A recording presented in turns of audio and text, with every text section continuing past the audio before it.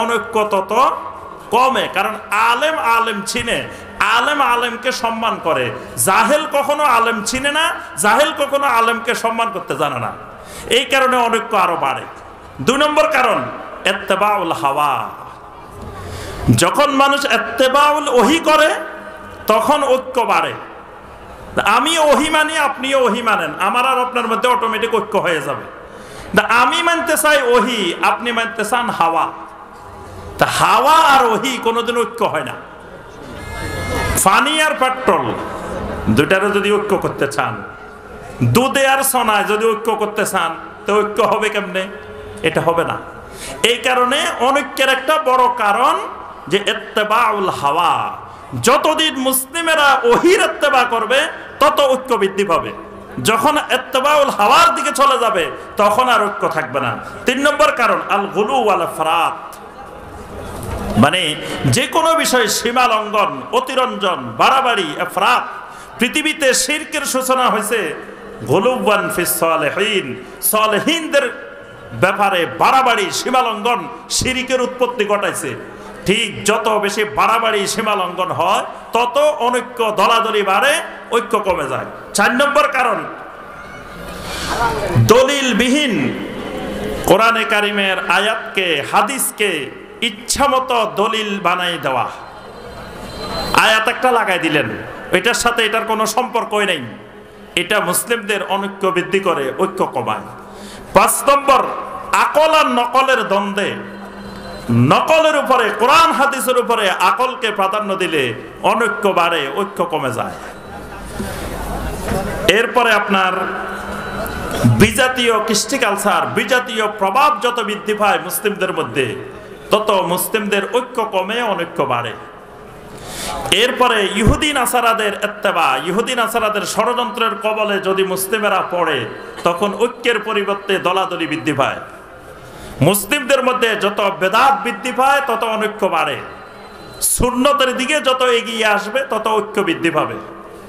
এই অনৈক্যের বড় একটা কারণ বেদাত সৃষ্টি হওয়া। কারণ আপনি আর আমি একজন সুন্নার অনুসরণ করে, আরেকজন বেদাতের অনুসরণ করে, তো দুইজনের মধ্যে কোনোদিন ঐক্য সম্ভব না। সুন্নত আর বেদাত একরকম করবেন কেমনে? একই মজলিসে গেছেন, আপনি দরুদ পড়তে চাইতেছেন, আরেকজন লাফারি উঠি ইয়া নবী সালাম আলাইকে পড়তে চাইতেছে, তো দুইজনের ঐক্য কেমনে করবেন? এটা সম্ভব না। এই কারণে বেদাত অনৈক্যের ভিত্তি স্থাপন করে, সুন্নাহ ঐক্যের ভিত্তি স্থাপন করে।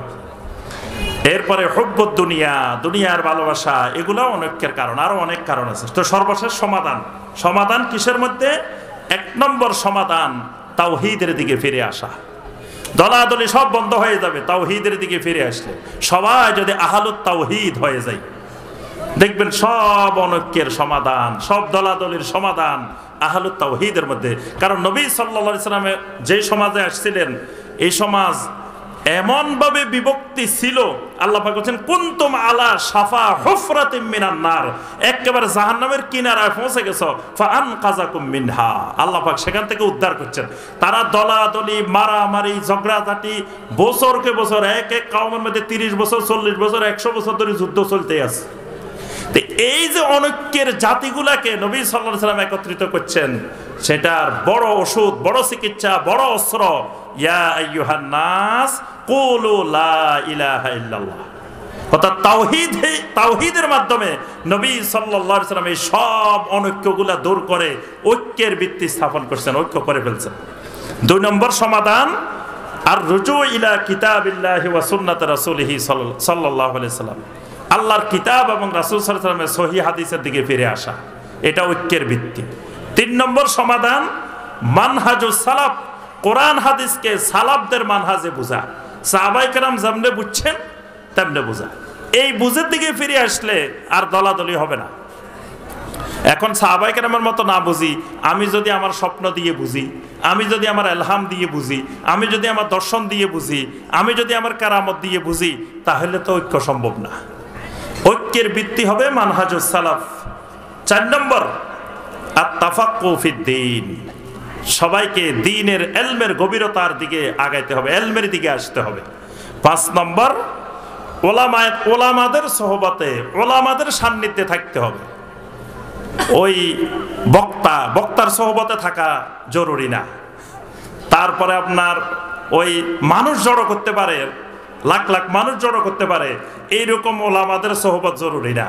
সত্যিকারের এলমি ওলামাদের সোহবত, তাদের সাথে থাকা, এটা ঐক্যের গুরুত্বপূর্ণ ভিত্তি। এবং যে কোনো বিষয়ে ওলামাদের সমাধান। অনেকে এখন বলে যে আমরা কি এখন এই রাজনীতিতে যাব কিনা, নির্বাচন করব কিনা, ওইটা করব কিনা, এটা করব কিনা, অনেক প্রশ্ন। এই প্রশ্নের সমাধান ওলামায়ে কেরামকে করতে হবে। এটার সমাধান জাহেলেরা দিলে বা যে কেউ দিলে এটা সমাধান হবে না। এগুলোর সমাধান ওলামায়ে কেরাম, সত্যিকারের আলেম যারা আছে, সে ওলামারা বসে এগুলোর সমাধান দিতে হবে, ওইটাই সমাধান। এই কারণে ওলামায়ে কেরামের সমাধান ছাড়া এই ফিতনার যুগে এক কদমও বাড়া যাবে না, নিজের ইচ্ছায় কিছু করা যাবে না, তাহলেই ফিতনায় গ্রাস হতে হবে। তো এই 5টি, মূলত আরো অনেক আছে, তবে গুরুত্বপূর্ণ এই 5টি নীতিমালা যদি আমরা মানি, তাহলে আমাদের মধ্যে ইনশাআল্লাহ বিভক্তি দূর হয়ে পুরা মুসলিমদের মধ্যে আবার সাহাবায়ে কেরামের সেই সোনালী যুগ, আবার ঐক্যের সময় আবার ফিরে আসবে। আল্লাহ পাক আমাদেরকে সেই ঐক্যের সময় দেখার আল্লাহ পাক তৌফিক দান করুন। আমাদেরকে বেশি বেশি ঐক্যের কাছাকাছি আসার তৌফিক দিন। সমস্ত দলাদলি বিভক্তি থেকে আল্লাহ পাক আমাদেরকে হেফাজত করুন। এই ইহইয়াউস সুন্নাহ কনফারেন্সকে আল্লাহ রাব্বুল আলামিন